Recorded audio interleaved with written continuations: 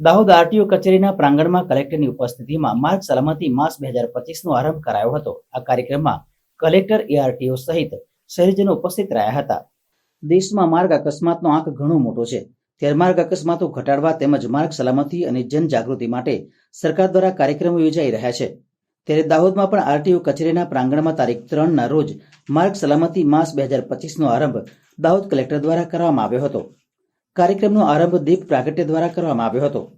આ કાર્યક્રમમાં Dahod collector Yogesh Nigude, ARTO CD Patel, RTO inspector અને રોડ સેફટીના nodal RK Parmar, RTO inspector અને રોડ સેફટીના nodal NC Patel, DYSP Rathod, આરએનબીના અધિકારીઓ અને જિલ્લા આરોગ્ય અધિકારી, જિલ્લા ટ્રાફિકના અધિકારી સહિત મોટી સંખ્યામાં શહેરીજનો ઉપસ્થિત રહ્યા હતા।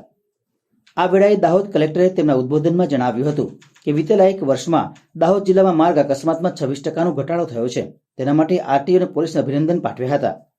આખા વર્ષ દરમિયાન અકસ્માતો ન સર્જાય તે માટેના સારા પ્રયાસો કરાતા હોવાનું પણ તેમણે જણાવ્યું હતું। વધુમાં તેમણે જણાવ્યું કે સમાજ સુરક્ષા અને લોકોની સુરક્ષા માટે જાગૃતિ લાવવી ખૂબ જ જરૂરી છે। જાન્યુઆરી માસ દરમિયાન આરટીઓ કચેરી દ્વારા વિવિધ કાર્યક્રમોની ચેકિંગ હાથ ધરાશે અને લોકોમાં આ બાબતે જનજાગૃતિ લાવવાનો પ્રયાસ કરાશે।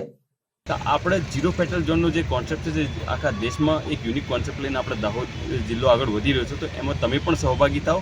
એક પણ કુટુંબનો એક પણ વ્યક્તિ મૃત્યુ પામે એટલે ઘણી ગંભીર પરિસ્થિતિ એના ફેમિલી સાથે થતી હોય છે।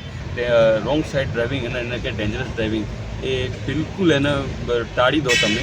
અમે કોન્સ્ટન્ટ ડ્રાઈવ કરીશું, એન્ફોર્સમેન્ટ ડ્રાઈવ ચલાવીશું આ બાબતે, અને માનનીય જિલ્લા પોલીસ અધિક્ષક સાહેબનો પણ આ બાબતે આગ્રહ રહ્યો છે કે હવેથી ડ્રાઈવમાં જઈશું એટલે ટોઈંગ વ્હીકલ સાથે પણ લઈ જઈશું। જે ડિટેન કરવાના વાહનો છે સાથે જ અમે એ જ દિવસે એ જ ટાઈમે ડિટેન કરીશું।